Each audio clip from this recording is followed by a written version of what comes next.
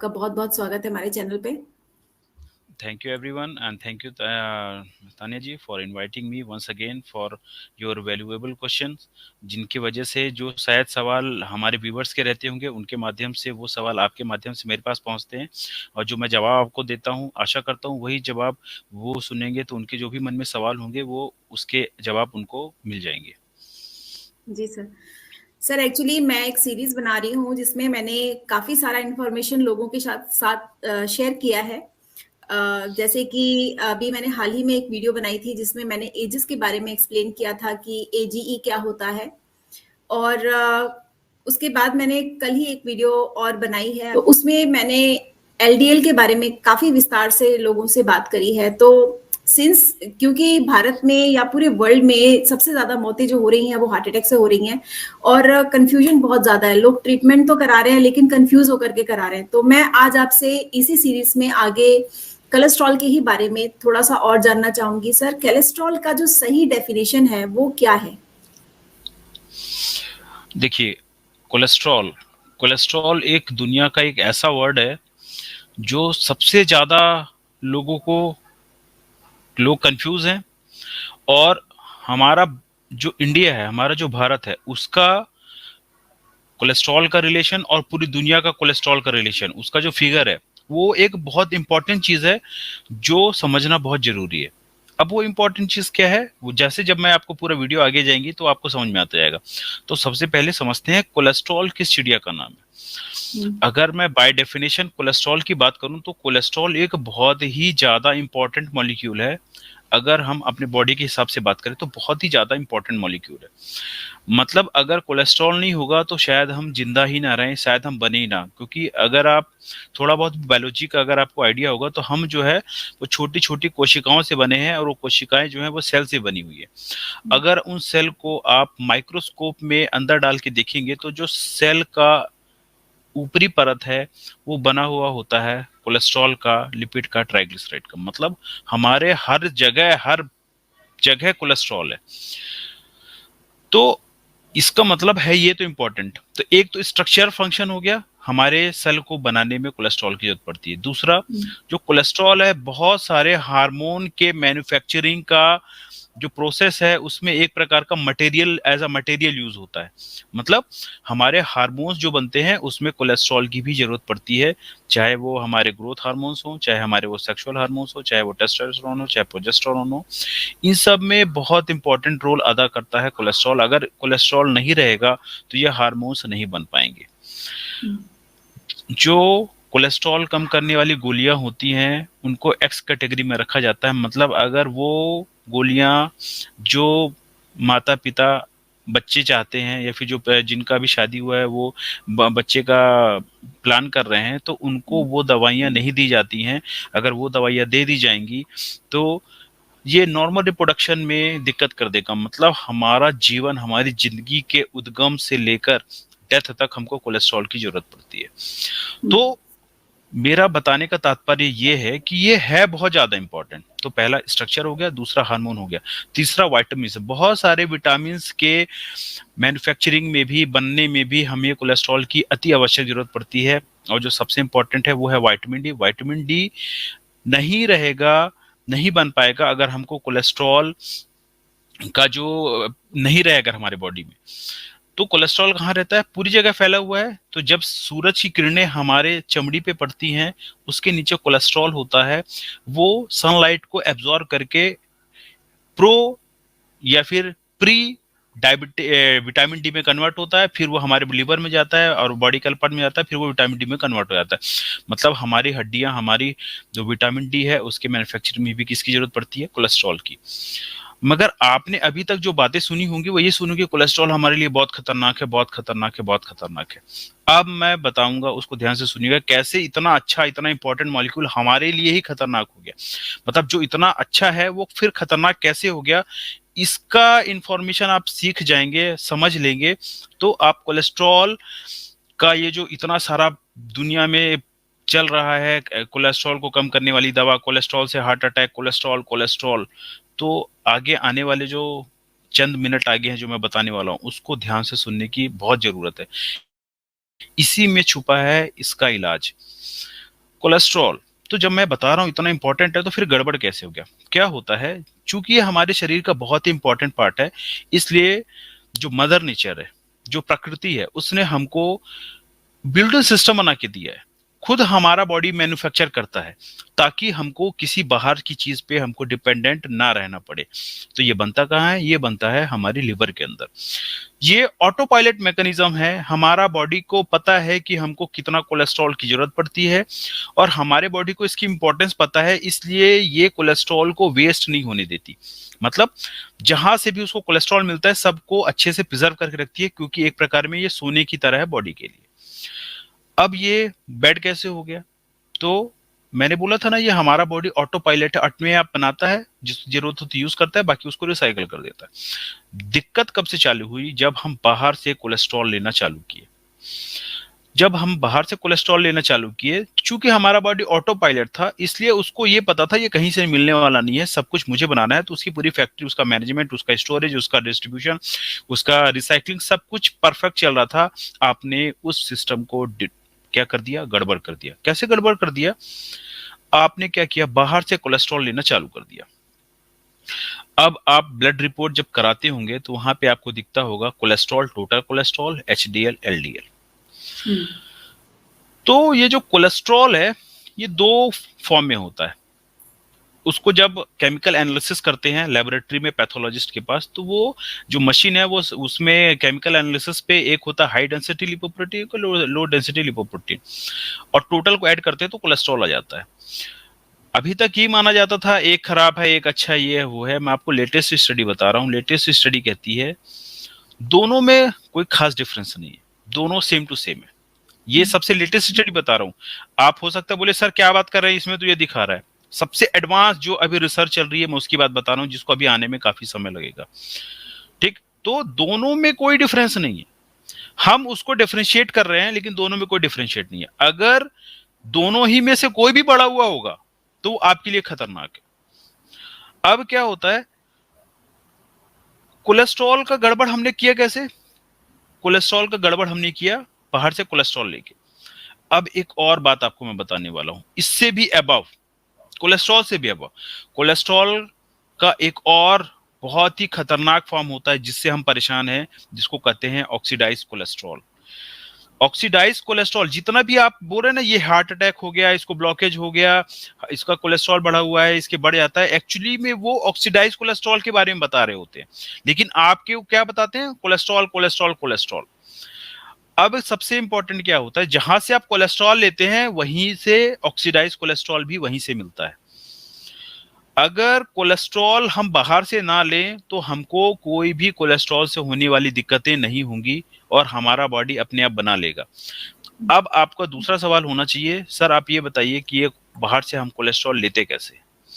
तो सबसे गांठ बांध के रख लीजिए, कोई भी प्लांट से आने वाली चीजें होती हैं उनमें कोलेस्ट्रॉल नहीं होता, क्योंकि प्लांट कोलेस्ट्रॉल बना ही नहीं सकता है। तो प्लांट वाली चीजें तो पूरा अलग हो गई, उससे कोलेस्ट्रॉल नहीं आता। अब आती हैं जो जानवरों से आने वाला खाना होता है, जानवरों से आने वाली चीजें होती हैं, चूंकि जानवर ही कोलेस्ट्रॉल बना सकता है तो उसी से ही कोलेस्ट्रॉल आता है। अब आप गिनना चालू करिए, आप अपनी जिंदगी में अपनी थाली में या फिर अपने रेस्टोरेंट के थाली में या फिर आप दिन भर में क्या खाते हैं, क्या उसमें जानवरों से आने वाला खाना है? अगर जानवरों से आने वाला खाना होगा तो हमारे बॉडी को कोलेस्ट्रॉल बढ़ने का रिस्क बढ़ जाएगा। वही कोलेस्ट्रॉल जो आपके लिए इतना कीमती है, वही कोलेस्ट्रॉल आपके लिए कैसे जहर बन जाएगा। अब क्या होता है, कोलेस्ट्रॉल बहुत अच्छा है, लेकिन उस कोलेस्ट्रॉल में अगर ऑक्सीजन जुड़ जाए, उसका ऑक्सीडेशन हो जाए, उसको कहते हैं ऑक्सीडाइज कोलेस्ट्रॉल।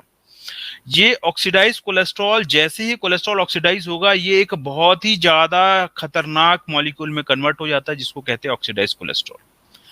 मगर हमारा बॉडी थोड़ा बहुत ऑक्सीडाइज कोलेस्ट्रॉल को हैंडल करने के लिए मैकेनिज्म है हमारे पास।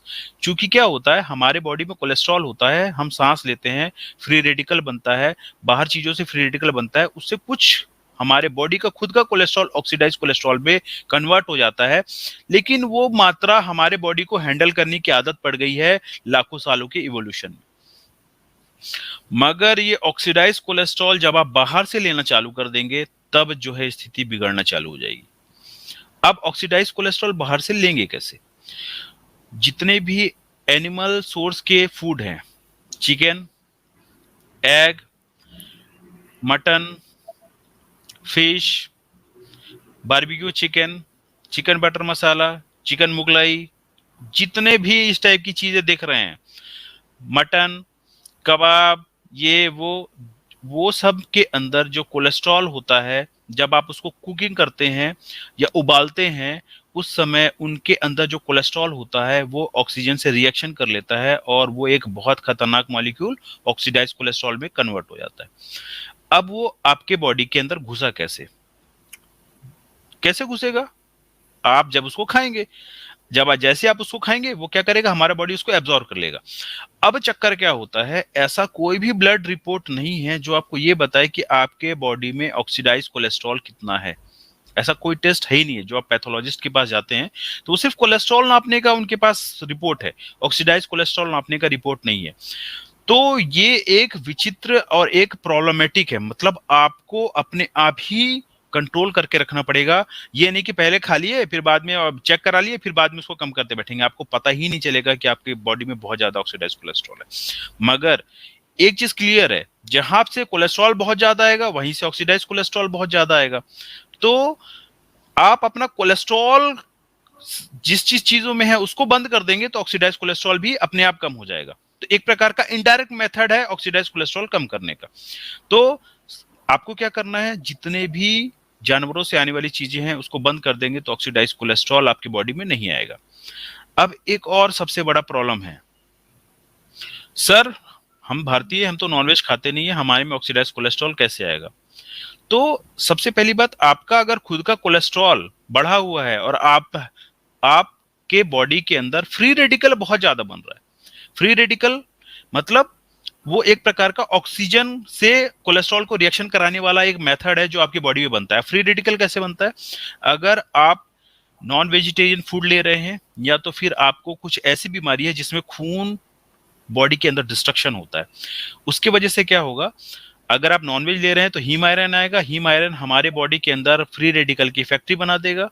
पहला कारण से फैक्ट्री बन सकती है, दूसरी कारण से फैक्ट्री बन सकती है अगर आपको कुछ ऐसी बीमारियां हैं जहां आपके खून के जो सेल है वो मरने लगेंगे। तो जब मरते हैं तो वो क्या करते हैं, अपना लोहा, अपना आयरन बॉडी में डिपॉजिट कर जाते हैं, जिसकी वजह से भी आयरन की फैक्ट्री बन जाती है। तो ये बीमारी कंडीशन है। तो बीमार की कंडीशन में मैंने वो बीमारी भी बनेगी और अपने हाथों अगर आप अपना बुरा करना चाहेंगे तो आप नॉनवेज लेंगे तो हीम आयरन से मिलेगा। तो अगर फ्री रेडिकल फैक्ट्री बन गई, कोलेस्ट्रॉल से रिएक्शन हो गया, ऑक्सीडाइज कोलेस्ट्रॉल बन गया। अब ऑक्सीडाइज कोलेस्ट्रॉल को मैंने बोला ना, नापने का कोई तरीका नहीं है। यही है सबसे बड़ा पापी। ये क्या करता है, ऑक्सीडाइज कोलेस्ट्रॉल हमारी खून की नलियों में घुस जाता है और घुसने के बाद हमारे ब्लॉकेज बनना चालू हो जाता है। अब क्या ये जब तक आप वर्ड नहीं समझ में आएंगे ना ऑक्सीडाइज कोलेस्ट्रॉल, तो आप इसको कम कैसे करेंगे? तो वही मैं बताना चाह रहा हूं, जानवरों से आने वाला खाना बंद कर दीजिए। जो ये HDL LDL है इसके पीछे मत जाइए, दोनों सेम चीज है। आपको किसके पीछे भागना है? जो मेन कल्प्रिट है उसके पीछे तो कोई ध्यान ही नहीं दे रहा, वो है ऑक्सीडाइज कोलेस्ट्रॉल। तो एक तो कोलेस्ट्रॉल ही मत लो, दूसरा ऑक्सीडाइज कोलेस्ट्रॉल जहां पे बना बनाया है उसको भी मत लो। अब ऑक्सीडाइज कोलेस्ट्रॉल शाकाहारियों में सबसे ज्यादा कौन सा सोर्स है जिससे वो आता है? ध्यान से सुनिएगा और खुले दिमाग से सुनिएगा। ये आता है आपके बाजार से आने वाला घी।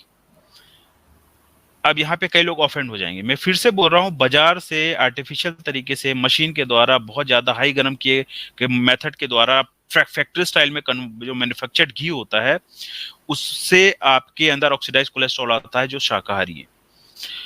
अब कितना आता है उसका मैं आपको डाटा बता रहा हूँ जो आपके लिए थोड़ा दिमाग हिला देने वाला होगा। जो नॉर्मल चिकन होता है उसमें 10 यूनिट ऑक्सीडाइज कोलेस्ट्रॉल होता है, उसको आप फ्राई कर देंगे तो करीबन 25 यूनिट ऑक्सीडाइज कोलेस्ट्रॉल हो जाएगा। उसको आप बारबेक्यू कर देंगे, उसको आप ग्रिलिंग कर देंगे तो वो करीबन 52 यूनिट्स के आसपास ऑक्सीडाइज कोलेस्ट्रॉल होता है। मगर घी में 250 यूनिट ऑक्सीडाइज कोलेस्ट्रॉल होता है। सुनने में पहली बार आप सुन रहे हैं इसलिए आपको थोड़ा अजीबोगरीब लग रहा है, लेकिन क्या होता है, जो फैक्ट्री स्टाइल में जो घी बनता है, जो आप मार्केट से खरीद के लाते हैं या फिर कहीं से खरीद के लाते हैं, वो जो सिस्टम से घी बनाया गया है वो बहुत हाईली ऑक्सीडाइज कोलेस्ट्रॉल का सोर्स है। और रिसर्च पेपर में साफ साफ शब्दों में लिखा है, because of industrial manufactured of fried butter, जिसको घी को फ्राइड बटर कहते हैं, due to which India is top most in heart attack in the world. मतलब फैक्ट्री के द्वारा बनाए गए घी खाने की वजह से भारत दुनिया का नंबर 1 हार्ट अटैक सेंटर है। हार्ट अटैक सेंटर है भारत, इंडिया का, वर्ल्ड का हार्ट अटैक सेंटर है। तो कैसा हम सब कुछ अच्छा करते हुए भी एक गलत चीज की वजह से हमारा हार्ट अटैक दुनिया में नंबर 1 चल रहा है। अगर आप ये बात को समझ गए, नहीं समझ में आया रिपीट कर करके वीडियो देखिए, ये बात में समझ गए, तो हमारे भारत का 80% हार्ट अटैक तो ऑन द स्पॉट ही रोका जा सकता है। तो ये कहानी है पूरी किसकी? कोलेस्ट्रॉल की।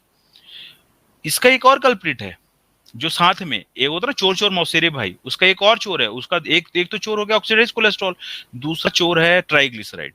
उसको हम अगली वीडियो में, आने वाली वीडियो में कवर करेंगे, क्योंकि एक साथ अगर सबको बता देंगे तो सब मिक्सचर हो जाएगा, आप समझ नहीं पाएंगे। इसलिए ये पूरा वीडियो केवल कोलेस्ट्रॉल को है। आपका पूरा का पूरा ध्यान ऑक्सीडाइज कोलेस्ट्रॉल पे डालना है। एचडीएल और एलडीएल के चक्कर में नहीं पड़ना है, दोनों सेम टू सेम होता है। आपको बाहर से कोलेस्ट्रॉल लेने की कोई जरूरत नहीं होती है। हमारा शरीर अपना कैपेबल है कोलेस्ट्रॉल बनाने के लिए, वो बहुत अच्छा है। लेकिन आपको उसकी चिंता करने की जरूरत बिल्कुल भी नहीं है। आपका शरीर आपके लिए बना के दे रहा है, बाहर से लेना चालू करेंगे, आप अपने लिए गड्ढा खोदना चालू करेंगे। तो सारांश क्या निकला? सारांश निकला, शाकाहारी रहें, नॉनवेज का वो मत करें, फल वेजिटेबल खाएंगे, फ्री रेडिकल नहीं बनेगा, और ऑक्सीडाइज कोलेस्ट्रॉल आपका बॉडी थोड़ा बहुत बना भी लेगा तो उसको झेल लेगा। तो ये है पूरी कहानी कोलेस्ट्रॉल और ऑक्सीडाइज कोलेस्ट्रॉल की।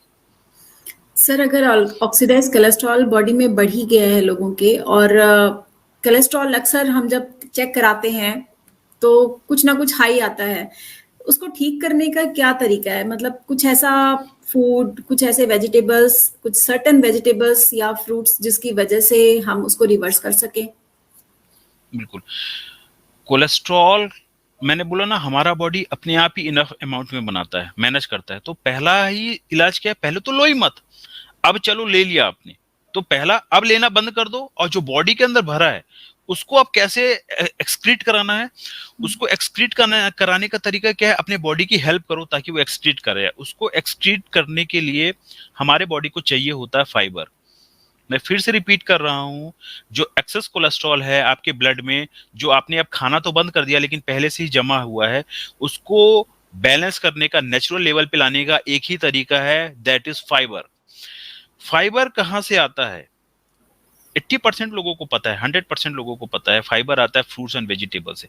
जब आप high fibrous food rich diet लेंगे तो हमारा बॉडी उसको एक्सक्रीट कर देता है पेट के अंदर। और जब पेट के अंदर इनफ फाइबर होगा तो क्या होगा? वो एक्सेस कोलेस्ट्रॉल जो हमको नहीं चाहिए था उसको वो बाइंड कर लेगा, और बाइंड करके हमारे बॉडी से जब रिलीज कर देगा तो वो कोलेस्ट्रॉल रीएब्सॉर्ब नहीं होगा। एक्चुअली प्रॉब्लम क्या होता है? हमारा बॉडी रोज उसको एक्सक्रीट करता है पेट में, लेकिन चूंकि हमारे खाने में फाइबर नहीं है इसलिए वो वापिस से रीएब्सॉर्ब हो जाता है। तो आप खाना बंद कर दें और हाई फाइबर डाइट लेना चालू करें। हाई फाइबर डाइट लेना चालू करेंगे तो जो एक्सक्रीशन में जो कोलेस्ट्रॉल था वो फाइबर में फंस जाएगा, और फंस के हमारे बॉडी से निकल जाएगा। तो क्लियर हो गया मैं क्या बोलना चाह रहा हूं? लेना बंद करो, हाई फाइबर डाइट लो, और अपना कोलेस्ट्रॉल नेचुरली बैलेंस कर लो। सर, हाई फाइबर डाइट की बात हो रही है तो बहुत सारे एडवर्टीजमेंट में आता है कि हाई फाइबर में तो ओट्स भी आते हैं और कई ऐसे ग्रेन्स आते हैं, तो थोड़ा सा उसको और विस्तार से समझा दीजिए ताकि लोगों को अच्छे से बिल्कुल समझ बिल्कुल। में आ जाए। तो अब यहाँ पे बात हो रही है विस्तार से किसका? कोलेस्ट्रॉल कम करने के इलाज में। तो ऐसा क्यों ना करें अपन कि कोलेस्ट्रॉल भी ठीक हो जाए, हमारा बाकी बीमारियां भी ठीक हो जाए, हम स्वस्थ भी रहें, और हमको कुछ और बीमारियां ना हो। तो हमको सिलेक्शन करना पड़ेगा एक अच्छे फाइबर का। जैसे मान लीजिए आप कपड़ा लेने गए, लेकिन एक फुटपाथ का कपड़ा है, एक दुकान का कपड़ा है, एक अच्छी क्वालिटी का कपड़ा है, घटिया क्वालिटी का। तो अच्छा क्वालिटी का फाइबर कौन सा है? ध्यान से सुनिए, अच्छे क्वालिटी का फाइबर होता है फ्रूट्स एंड वेजिटेबल्स में, मिलेट्स पे। ओट्स क्या होता है? ओट्स हमारे डेट में, आज के डेट में बहुत ज्यादा प्रोसेस हो चुका है, क्योंकि नेचुरल ओट्स तो आप खा ही नहीं पाएंगे। आपको कहाँ से मिलेगा? क्वेकर्स ओट्स, ये ओट्स वो ओट्स, कोई उगाता तो है नहीं अपने घर में।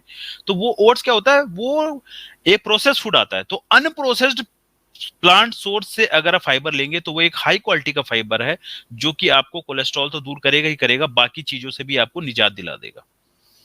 जी, thank you so much sir, आपने कोलेस्ट्रॉल के बारे में काफी विस्तार से समझाया। आई होप हमारे दर्शकों को इससे बहुत फायदा होगा और वो अपने डाइट को सुधार करके अपने कोलेस्ट्रॉल को कम करने में सक्षम होंगे। तो आज के लिए बहुत बहुत शुक्रिया, मिलती हूँ नेक्स्ट वीडियो में। Thank you. Thank you everyone, have a nice day.